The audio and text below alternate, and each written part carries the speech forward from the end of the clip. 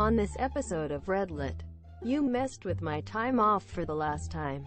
Colleague gets a bit full of himself. Enjoy making a fool of yourself. You messed with my time off for the last time.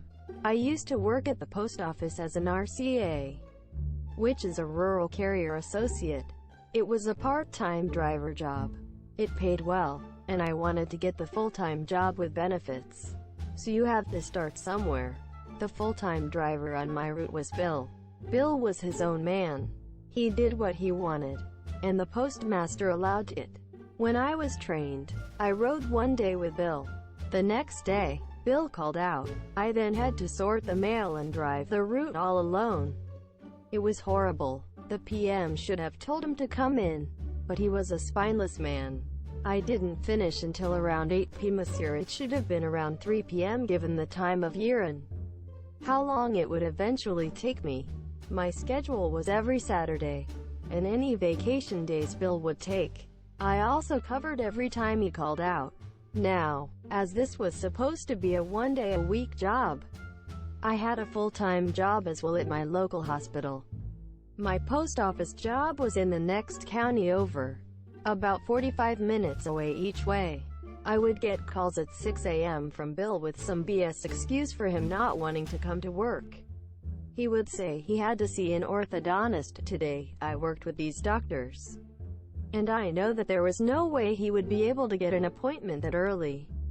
If he needed an appointment, he should have called me the day before so I could get my second shift job covered. Again, spineless PM would allow it to happen without any recourse. On my anniversary, I had told him I was going to take my wife out to a nice lunch before we both went to our job at the hospital. At 6 a.m. the phone rang, and it was the same lie as always, and I had to go in. I reminded him it was my anniversary, and he said, "Too bad." I went in, totally pissed off. The same thing on my birthday. On my wife's birthday, he called out, and I had to work both jobs. A few months later, and nothing had changed. I applied to nursing school and was accepted for the fall program as here I had several months. So I kept it to myself.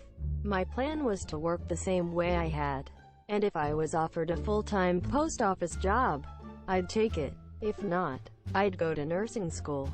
Both were great careers. Bill called out whenever the workload was heavy, like with Sears catalogs.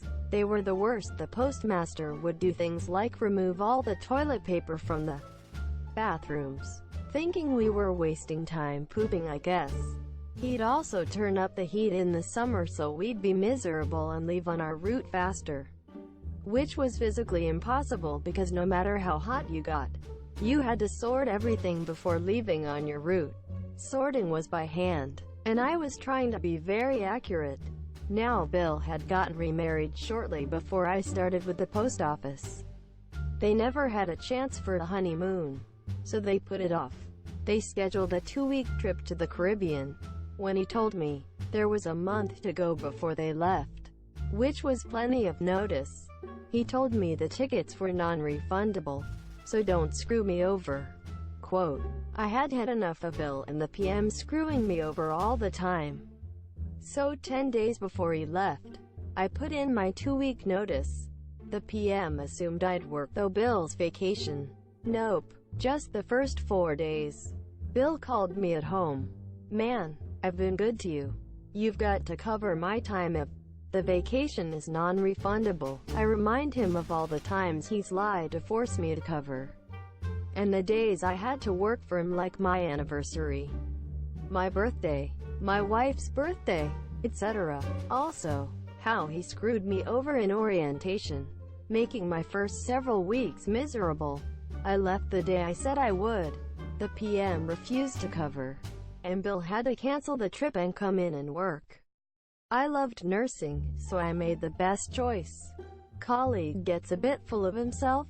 Enjoy making a fool of yourself. So a bit of backstory. I'd been at my current job for about a year back then. We handle finances for big and small companies alike, and I enjoyed it immensely. Think of us as kind of an economic mercenary group. You need help? You put in a call and get help. Simple as that. Anyway, starting there I quickly made friends with two other workers. Let's call them Bert and Ernie. Bert had been there for 3 years when this story takes place and was a great employee. Always on time, staying late if needed and asking if anyone needed help without prompting when he had time over. Stressing what a great guy he is because he's the victim of this story. Ernie had been there just a few months longer than me and was a similarly great and funny guy, though he wasn't as punctual. Now, a month or so before the Revenge, Bert had landed us an extension with one of our biggest clients for his great work, and even got one of their sister companies to sign up. Needless to say, this was a big deal, and everyone from managers to the vice president was praising him as here. This, sadly, got a bit to his head. He got cocky. He was still the same helpful guy as always, but he went from, "Hey, bro, should I help you out?" to, "Ah, dear peasant, allow me, Lord Bert of Economica, to assist thee in thine labors." I'm not exaggerating. Anyway, we needed to take him down a peg, and me and Ernie hatched an idea. See, I realized that Bert had never met my girlfriend. He knew I had one and we'd been together for 5 or 6 years, but he'd never seen her face. And so I set our plan in action. I went to my girlfriend, explained the situation and told her my plan. Basically, she and her friend, let's call her Abby, would just need to go out drinking that Friday at a very specific pub. That Friday, I asked Bert and Ernie after work, "Hey, let's go to a very specific pub, grab a few drinks." Both of them singles at the time. Drinking was likely something they'd have done anyway. Might as well do it with friends. A few hours later, we're a few drinks in and starting to get tipsy. I get a message from my girlfriend. Pigeons have left the nest. A few minutes later, a second one arrives. Asterisk, pigeons arriving at the second nest within 5 asterisk. I cannot tell you how happy I am she used codes without any prior planning. Best girlfriend ever. This was my cue, and I started bragging to my friends, basically explaining how easy it was to pick up a girl, and all my tricks and how if they used them, they wouldn't be singles for long. Ernie, who knew the plan, just laughed it off, and Bert did the same. Seeing my girlfriend and Abby walk, and I say, "Tell you what, I bet you the next round I can make that girl," points to my girlfriend, "make out with me within 3 minutes of talking." As expected, Bert takes the bait without any prompting. "Sure, I'll even push it to the next 3 rounds." "No way you can do that." Quote. Ernie gasps as if in shock of Bert's bravery. I just smirks and walks over to the girls. Talk to them for a minute, and after making sure the guys have a clear view from the other side of the bar, I grab my girlfriend's waist and get to it. I return a few minutes later with some ruffled hair and can't help but to chuckle at Bert's gaping mouth. He grumbles something about natural charms but keeps his promise.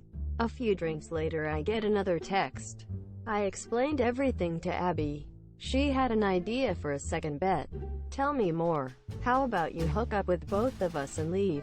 Quote. I've never texted a thumbs up so fast in my life and start priming Bert to take another bet. Essentially bragging about how easy it is to make women putty in your hands if you just know the trick. He's grumpy and a little drunk, and I can tell he'll agree to any bet I make now. Tell you what, I bet that I can take both of those girls home with me right now without any struggles. I see that Bert is tempted but wary of me. What's the wager? Quote. If I can't do it, then I'll do the entire presentation on Tuesday. Deal. Basically, this was an end-of-the-year presentation, going through the contracts we'd gotten during the year and reviewing company income and costs. Me, Bert, and Ernie had been assigned this to do together, and with it being an hour and a half long presentation at the least, 3 people talking would be best for everyone. However, this is when Ernie made an already sweet deal even sweeter. Wait. This doesn't seem fair to me. I think we need to give Bert something more in case he loses. Bert looks at him cautiously. What did you have in mind? Quote. And honestly, I'm pretty sure I owe Ernie a kidney for this. I will forever be grateful to him for this. Do you still have your Elvis outfit from last Halloween? Quote, yes. And so, it was decided, after some prompting, that Bert would do the entire presentation dressed as Elvis in case he lost. FYI, this was sparkly Elvis. Elvis with the hair and white shiny suits.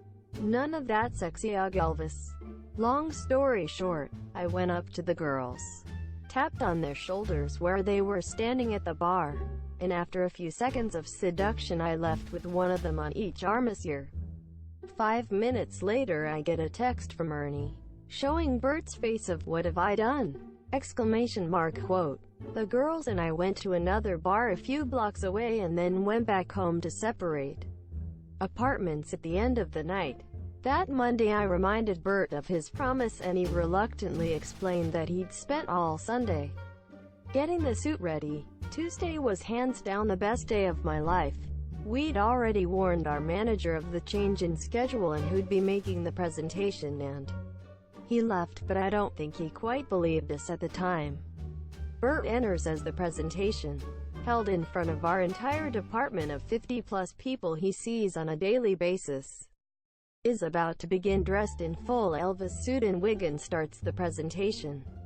Everyone, including me and Ernie, was laughing so hard for the first 10 minutes he couldn't get a word in and just stood there, waiting for them to stop.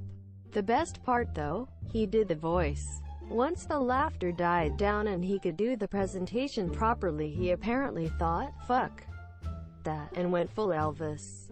People were chuckling all throughout the presentation. It was a mess. After that chaotic event he was seen in an even better light than before. People appreciated his bravery and sense of humor. When we told him the truth behind the bets a few months later, he left and smacked us on the back telling us he'd get us back. Though that's a story for another day.